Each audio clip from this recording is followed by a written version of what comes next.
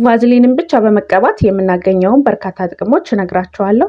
ሰላም ጤና ይስጥልኝ። ሲስተር ቤተልሔም ነኝ። ለዚህ ቻናል አዲስ የሆናችሁ ሰዎች ቻናሉን ሰብስክራይብ በማድረግ ቪዲዮ መጀመር ትችላላችሁ። ሀሳብ አስተያየት ካላችሁ ኮሜንት ሴክሽን ላይ ሀሳብ አስተያየታችሁን ግለጹልኝ።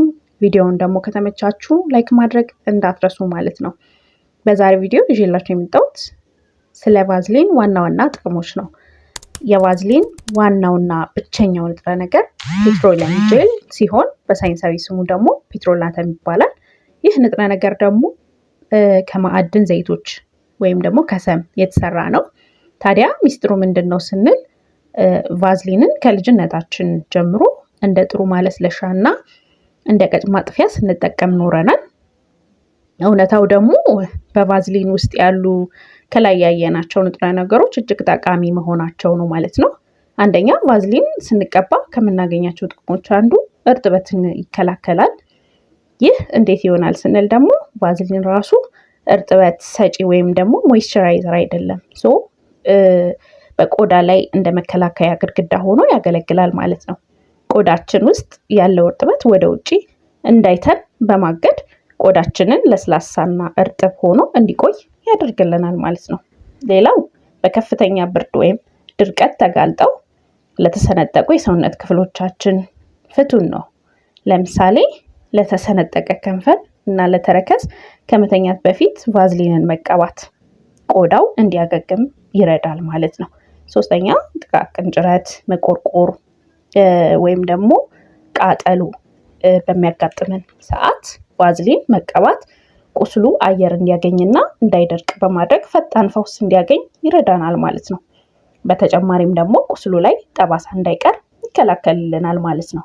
ሌላው ህፃናት ዳይፐር በሚያደርጉበት ቦታ ላይ የሚፈጠርን መቅላትና ሽፍታ ለመከላከል ይረዳል። ማለትም በቆዳቸው ላይ እንደ መከላከያ በመሆን ሽንት ቆዳቸውን እንዳያቆስለው ይከላከልልናል። ሌላው እና አምስተኛው ነገር የመጨረሻው ሜካፕን ለማጥፋት ለምሳሌ የአይን ኩል፣ የከንፈር ቀለም በቀላሉ ለማጥፋት ያገለግለናል።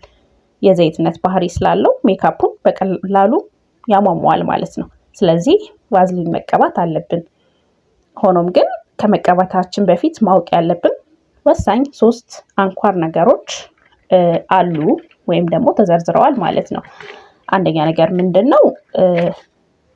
ቫዝሊን የቆዳ ቀዳዳዎችን ሊደፍን ስለሚችል ፊታችን ላይ ብጉር የሚወጣ ከሆነ ወዛማ ከሆነ ያለን ፊት መቀባት የለብንም ማለት ነው። ምክንያቱም ቅባታማ ስለሆነ ብጉርን ያባብስብናል። ስለዚህ ማስወገድ አለብን ቫዝሊንም ማለት ነው። ሁለተኛ ነገር ምንድን ነው? ቀደም ሲል እንደጠቀስኩት ቫዝሊን ከዘይት የተሰራ ስለሆነ ላቴክስ የምንለው ላይክ ኮንዶም እንጠቀም ከሆነ ይህንን ቫዝሊን መቀባት የለብንም። ምክንያቱም ኮንዶሙን ያቀልጠዋል፣ ይበጥሰዋል ማለት ነው። ስለዚህ ከግንኙነት በፊት እንደማለስለሻ መጠቀም አይመከርም ማለት ነው ቫዝሊን። ሶስተኛ ቫዝሊን ከመቀባታችን በፊት የፊታችን ቆዳ ንጹህ መሆን አለበት።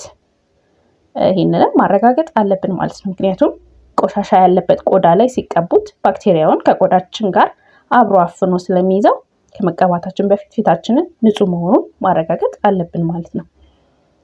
ስለዚህ እነዚህን ቅድመ ሁኔታዎች ማወቅ አለብን ማለት ነው ቫዝሊን ከመቀባታችን በፊት። ለዛሬ ይዤላችሁ የመጣሁት ቪዲዮ ይሄን ይመስላል። በሌላ ተመሳሳይ የጤና መረጃ እስከማገኛችሁ ድረስ ሰላም ሁኑ።